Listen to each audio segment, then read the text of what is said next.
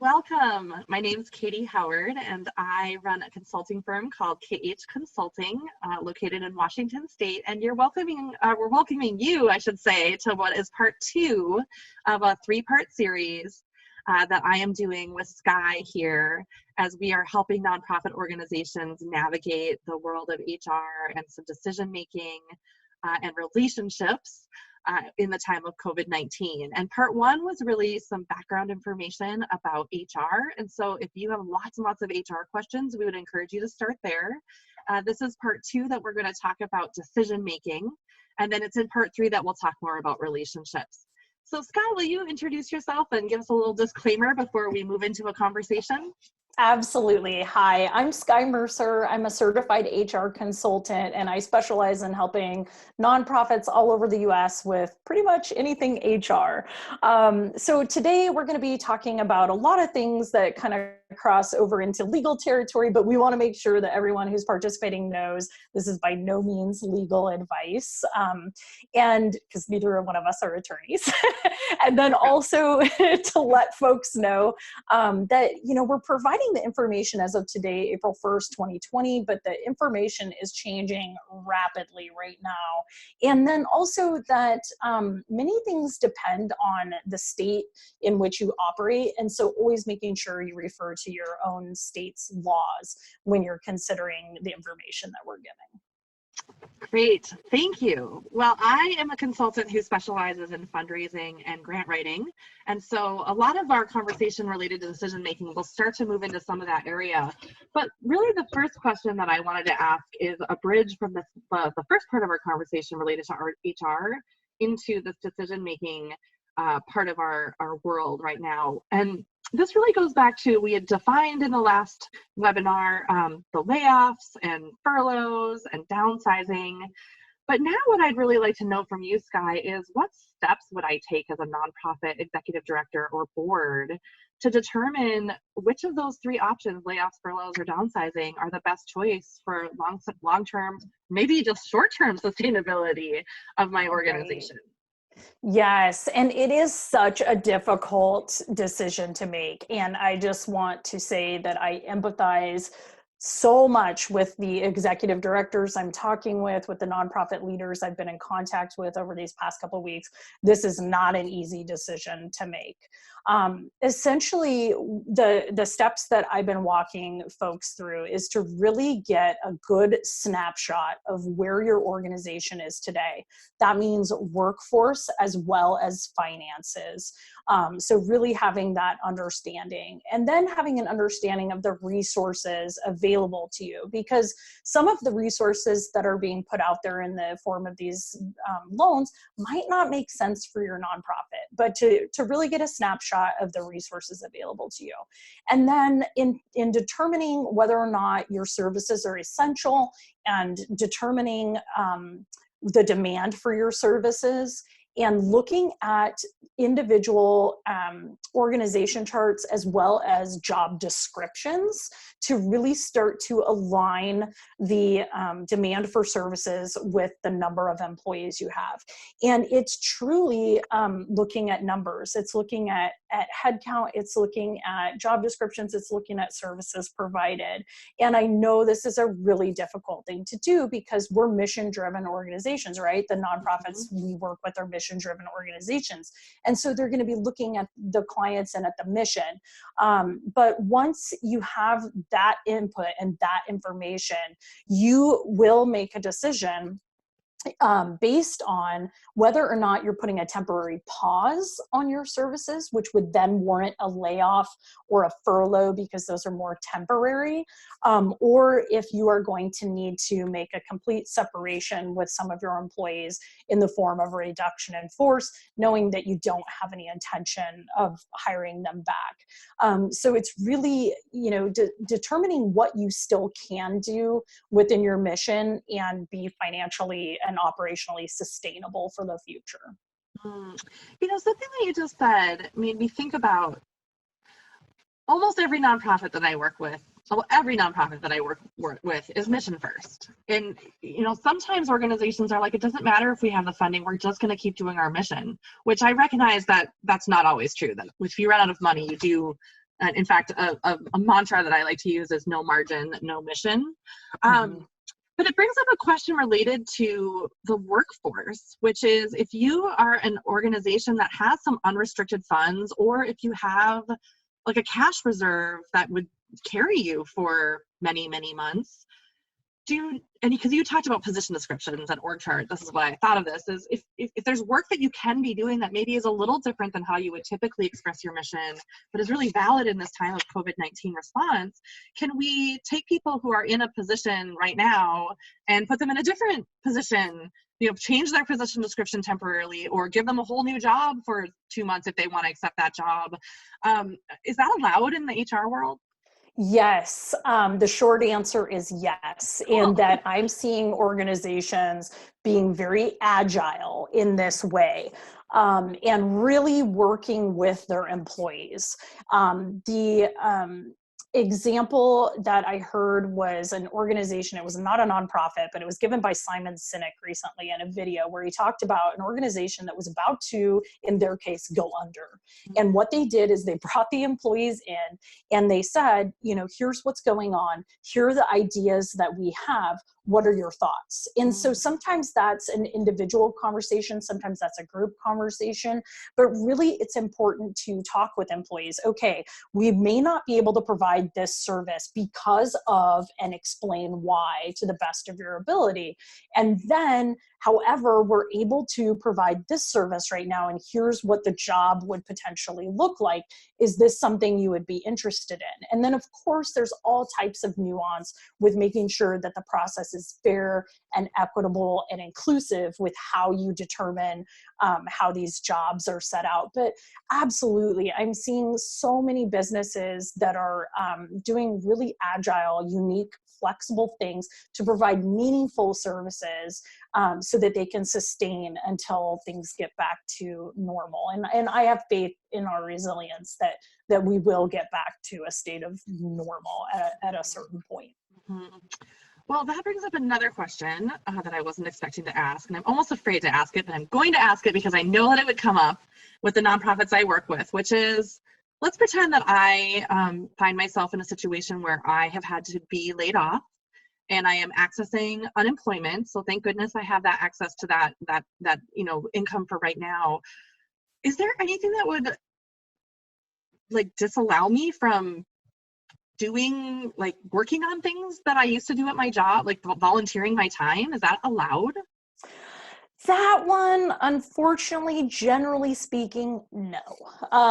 The Fair Labor Standards Act, my understanding and working in HR all of these years, is that they don't look fondly upon employers allowing their employees to go from paid work to volunteer work. And in fact, it's, as an HR pro who's been in-house in nonprofits and then also a consultant for nonprofits, usually I find that nonprofit employees are the ones who are like, I'll volunteer, you don't have to pay me. And you're like, oh no, but we do, because there's this federal law that says we have to. And so, it's such a good question, and I'm so glad you asked it. But generally speaking, no, the federal government is going to want you to figure out a way to continue to pay employees or to lay them off. Of course, there are always some nuances to that, like obviously as an employer, if this person's, doing stuff volunteering for the organization and we do not even know about it, or it's not something that we're condoning or encouraging, people have individual choice, but by no means can you even come off as encouraging that. Like suggesting that would be an option. Yeah. And one common example I have is when managers are like, oh, well, the employee can volunteer to come to our fundraising event. And it's like, okay, yeah, but are you in a management position of authority? And are you telling them that? Mm-hmm. Because then it comes off as, you're my manager, you're telling me I have to volunteer. So it's really, being aware of power dynamic. But great question. I'm so glad you asked it. Yeah, well, I'm actually really glad I did too, because this goes back to the part one conversation that we had under a different webinar recording. which is just that if people really do need to continue to do maybe 5 hours a week of work in their job, it's totally essential duties, that you would have the option of moving them from, say, a salaried position down to a 5 hour per week hourly position. And they would still have the option to file for unemployment because of that reduction in their labor hours and salary, correct? Exactly. I Okay. could not have said that better. Yay! Well, I thank you for teaching me so much about HR. Sorry, I love getting good grades. Apparently, I just needed an A+ today. Yes, you did. I am a dork. Okay, well, so I actually had wanted to take a little bit of time to talk with you a little bit, maybe related to donors, Yes. and funders, because I guess I'm actually really curious to hear from you. What types of questions have nonprofit organizations been asking you in terms of the decision-making process and the analysis that goes into not just looking at your financial records and your books, but also looking at these relationships that we have with donors? Have you had some questions coming up related to that? Yes, they haven't been directed at me, but the questions that I'm hearing executive directors and leaders say is, how do I guide my board through this decision making? How can I help this organization make a decision without some sort of reactionary action? So I would actually, knowing your expertise, I would love to hear from you, just how can an executive director or a leader in a nonprofit really support sound decision making with their board? Yeah, that's a great question. So one of the things that I've been hearing from nonprofits is some boards, not all, but some boards or some board members are feeling, for good reason, really panicked right now. There's so much unknown. Everything is changing. Maybe you just had to cancel your biggest fundraiser of the year, and that was like half of your organizational budget right there. And you have no idea if it's even possible to make that up with some sort of online auction or a phone-a-thon or something like that. And those are reasons to be really uncertain. And I think, though, the risk that we run is that if boards are trying to make decisions with executive directors while they're in a panic, it's going to be really, really hard for them to make decisions. They're going to instead make reactions. And so I would suggest really 3 steps. So the first thing that I would do as an executive director is be aware that my board might be in that state, and think through all those board meetings that you've been a part of and figure out who your champions are. I would be looking for the board members who have always been most likely to be able to thrive in chaos, or who really step up to the plate when it's time to really get into a conversation about managing risk, where maybe they're able to push that edge of risk a little bit and they can tolerate a lot more discomfort. I would reach out to those board members and, let them know, I need you to play this kind of role in the board meeting. I need you to pump the brakes. I need you to ask people to step back. If people start kind of acting like their hair's on fire, help them bring it down a notch and get back into some objective decision-making criteria that we can agree to as a board. So that's number 1. Number 2, and we talked about this a little bit at the very end of our first conversation, but in times of uncertainty where there's a lot of fear for really great reasons, our bodies, our nervous systems go into a fear state that we might have heard as fight or flight. And so we have self-regulation available to us in those moments, that when we notice that we're panicking, we used examples of breathing exercises before, but even things like laughter can help. And I'm not saying that we should be, I think it sounds so dorky to say that laughter is the best medicine, and we certainly don't want to laugh inappropriately, but there can be decisions to share or to find ways to bring a little levity into our board meetings so that we have that relief. So those are just a couple of examples, but I think there's also this co-regulation. So it's not just regulating yourself, but also being able to regulate as a community of people. And that's another way that our champions can step in and ask for us to have pulse checks on the agenda, or pauses on the agenda, breaks on the agenda, that we're not just putting our heads down and like powering through. That is a form of fight or flight that I think people don't recognize that that's true. So self-regulation and co-regulation with the help of your champions. And then the third thing that you can really do as a leader, and ideally your board president will be in a place to be a thought leader with you on this, But if you can bring really good documented facts, documented questions, some options or scenarios or plans that are documented in black and white so that you have something objective to return to if people start to get off into subjectivity thinking and the big what ifs, that there is no answer to those sometimes.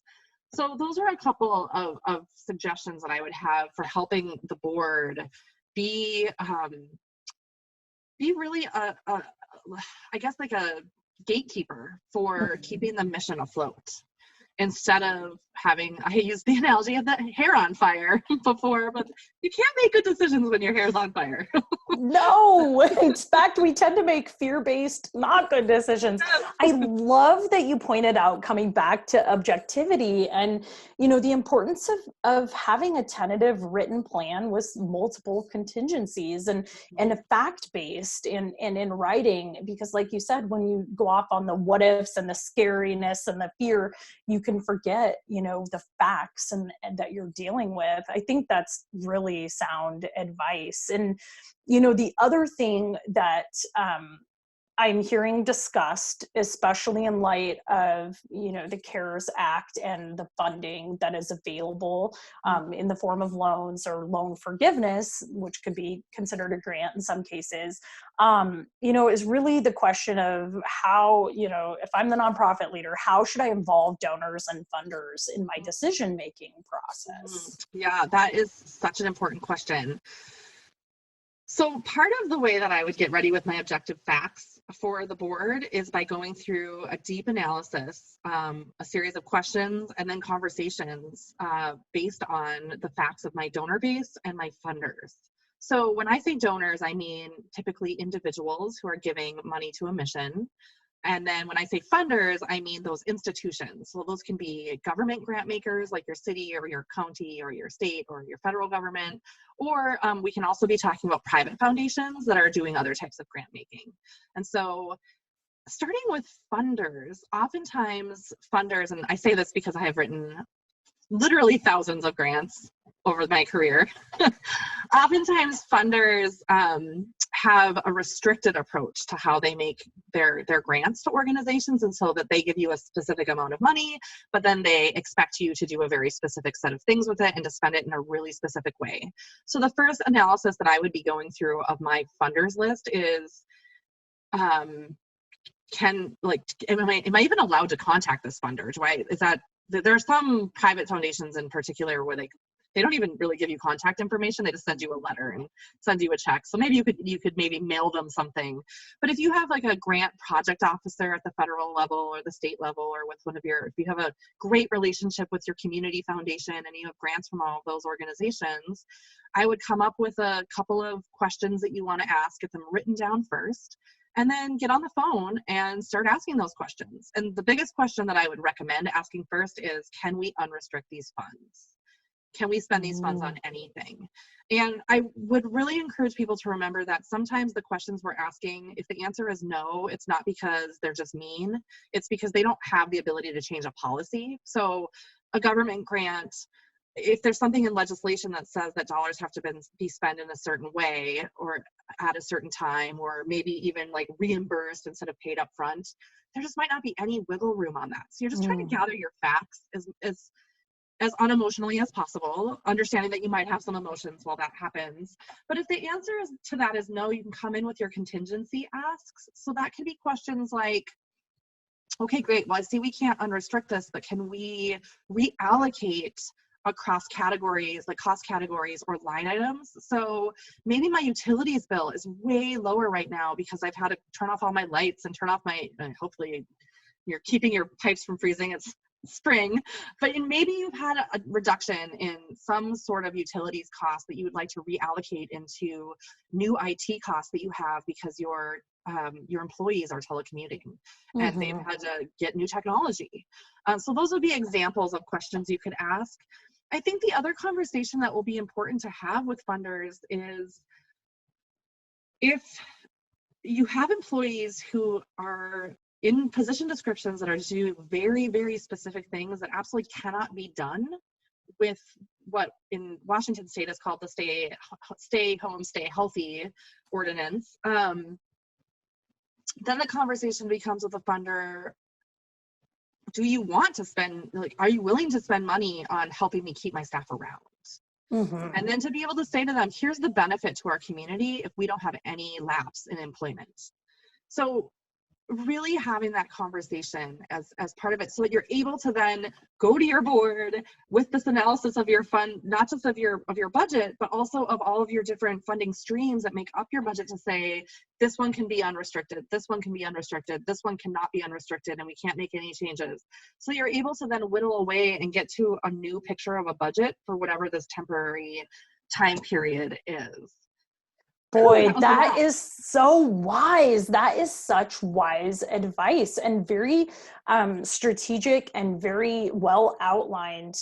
Because I think a lot of people, especially if they're newer to the nonprofit community, might not know or even think, especially when you're dealing with a lot of fear, to even think, oh my gosh, I can go talk to my funder and I can ask, can we unrestrict these funds? Yeah, you know, that's a really, really, I'm glad you said that, because there's also a perception, and it's a real perception, it actually feels really real, and sometimes it is real, that there's a power dynamic of funders here, nonprofits here, and it can feel like we want it to look like this. And so in this relationship and in this conversation, I'm encouraging nonprofits to do your best to feel like you're coming in like this, and to recognize that when it does feel like this, that sometimes that's due to regulations that are out of their control. But also to recognize that if there are funders who really aren't looking to be partners in this emergency, then maybe that's a funder to not waste a lot of time on, and to go to the funders that we can, and then, you know, just to know that they're people and that we can absolutely talk to them the way we would talk to anyone else. And that's a nice sidestep over to talk about our donor base as well, because I think that, you know, donor intent, we don't know what donors intend when they can contribute to your mission. They might just really love what you do, and they might just 100% trust you to do whatever you want with that money. And they might love to know that their money is helping you retain all your staff, even if your staff can't do your mission right now. Other donors might have a more conservative approach where their intent is really like, no, it's really important to me that my money is used to spay and neuter dogs. And if you can't do that right now, then I want you to hang on to that money until you can do it again, because that's my value. And so if you don't have relationships with your donors, then I think this is a great reminder that our fund development plans depend on authentic relationships, and to start building them right now, and to emerge from COVID-19 with stronger relationships with your donors. But if you do know your donor base pretty well, you can go through your list of donors and maybe make some tiered lists of, maybe you start with the donors that you have the closest relationship with, or maybe you start with the donors who comprise the largest portion of your budget. Maybe you decide to, you know, take a pause and maybe not contact donors who only have ever given at like an annual fundraising event. Maybe you would just engage them in your typical annual fundraising way and not have one-on-one conversations. Or maybe you have 150 volunteers who are so sad that they have to stay home and can't help you right now. And maybe they'd love to get a little bit of training on how to do a phonathon to go ask those donors to fund what would have been your spring fundraiser. So those are just some suggestions. And we're spending a lot of time talking about fundraising right now because really it's the budgetary and revenue reality that will affect your decision-making process. Yes. And I did want to mention one thing that I saw in the CARES Act that the federal government has put into place, this above the line universal deduction up to $300 for charitable donations. So usually you can only, deduct that amount that you give to a nonprofit from your income when you're paying taxes if you are itemizing your deductions. But the federal government has stepped in and said, even if you don't itemize your deductions, we're allowing up to $300 into charitable, donations. And I love the idea. So many of the nonprofits I interact with have a large volunteer base, and they might be looking for something to do right now. And what a great idea to have them reach out to donors and talk about these things. Yeah, absolutely. And make sure that you support them to do really well in that they will be an ambassador for your mission at that point. And so you want to make sure that they really know what your culture of philanthropy looks like in your organization. But I love the idea of asking people to help in new ways. And the last thing I wanted to say about this is, and we talked about this just a little bit in part one of the series, but we do want to talk about this loan program that's available to small businesses, of which nonprofits that are small, fewer than 500 employees, would be included. And that this understanding is that I think it's like 2.5 pay periods would be covered, up to 2.5 pay periods could be loaned out. And that the understanding is if you retain your payroll at the same level for, I think it's until what, June 30th. 30th. Yeah. Thank you. Good thing you knew that. That could be converted into a grant. And so I think that's, for some organizations, incredibly risky. And for other organizations, incredibly unrisky. And one unique way that you could consider approaching donors would be for them to help be part of your conversion strategy, that you really want to go after this loan, but you need to have the continuous cash flow to assure that it can be transitioned into a grant. So that would be an example of how you could work through your donor list and see if you have donors who could do that. If you have tons of really small number donors, you could do a crowdsource where you try to get $10 from 1,000 people. I mean, I think it's important to remember that small adds up to big. And the last thing I do want to say about that, though, is tact is really important right now. That we are in a situation where many, many members of our community are at huge risk and have been already, really harmed by this emergency. And so if you're an organization that would not typically do some sort of mass fundraising effort in the spring, do recognize that there are so many nonprofit organizations who perhaps have their largest fundraiser of the year in the spring, and that we want to be really tactful about how we're publicly raising funds and how instead we're working through relationships that we have, so that it doesn't appear that we're trying to bring resources opportunistically into our organization, or even responsibly into our organization, at a time that we do need to really recognize that there are what I'm seeing as three really basic things, which are food, shelter, and safety, are three really major basic needs that we have to be considering right now. The fourth, of course, being the healthcare system, and always making sure that we're considering how our actions might impact those four areas. Exactly. And just your approach is so strategic and so thoughtful. And, I think that is all really good information for nonprofits to consider right now. And I know in our next video, we're going to be talking a little bit more about those relationships, not only with employees, but also with funding sources and donors, and making sure that we take those relationships into account. Yeah, absolutely. Well, I'm really excited to talk about that. And, I think the only other thing that we had maybe wanted to chat about right now, which we might have covered when I asked the question about volunteerism, but I have had people asking questions like, we really need to provide services still, but how can I do that if I lay people off? And the answer is, if you can provide services right now, that is to me, that is step one.